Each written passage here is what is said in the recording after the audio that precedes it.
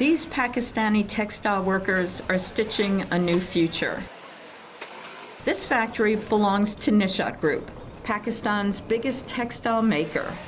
Textiles and garments are an important pillar for the Pakistan economy, but many of Pakistan's smaller producers are struggling to survive and are crippled by rising costs. Even flagship factories such as this mill in eastern Punjab are facing challenges.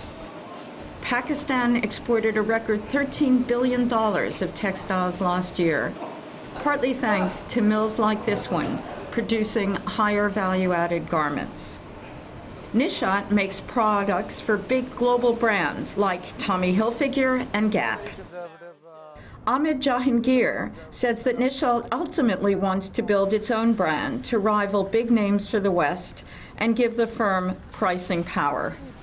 Building a brand is not just advertising and finding a name for yourself. When you have to build a brand, it is from the ground up.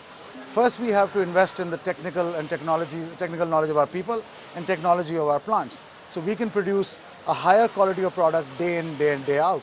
Once we've done that, and we can assure our customers and the people who work with us that high quality can be achieved, then they can really, with all their heart, invest in working for the marketing, the advertisement, and really creating a brand in terms of the retail.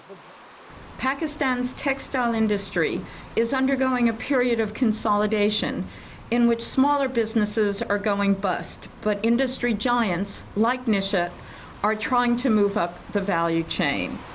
Nishat is using its earnings to invest in the latest technology.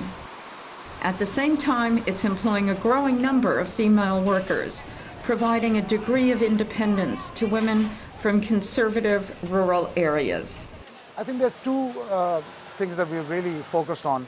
One is the product, which is the value-added chain. We want to be in branding, we want to expand our retail setup, which is quite okay in Pakistan, but we want to take it outside. But on the other hand, I think Pakistan's premier institution like Nishat Mills needs to take the lead in doing another thing, to employ the other half of our country, which is the female. I mean, this factory employs probably the largest percentage of females under one roof, which also is a very large roof.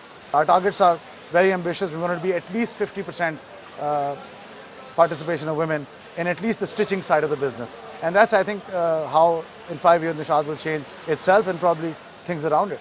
Nishat and other textile makers have big ambitions, but they're facing strong competition from China, India, and especially Bangladesh. Factories such as this one are an exception. Pakistan's economy is struggling, held back by the high cost of capital and a chronic energy crisis. And much more investment will be needed to lift millions more Pakistanis out of poverty. The future of Pakistan depends on factory floors such as this one. As you look around, it's hard to believe just how daunting the challenges are. For example, most of the power to run all the equipment you see behind me comes from this factory's own power plant because it cannot depend on outside sources of power. And while the depreciation of the Pakistani rupee has been a good thing in many ways, it's raised the cost of capital and raised the cost of importing all the equipment that you see behind me. I'm Henny Sender for the Financial Times outside Lahore.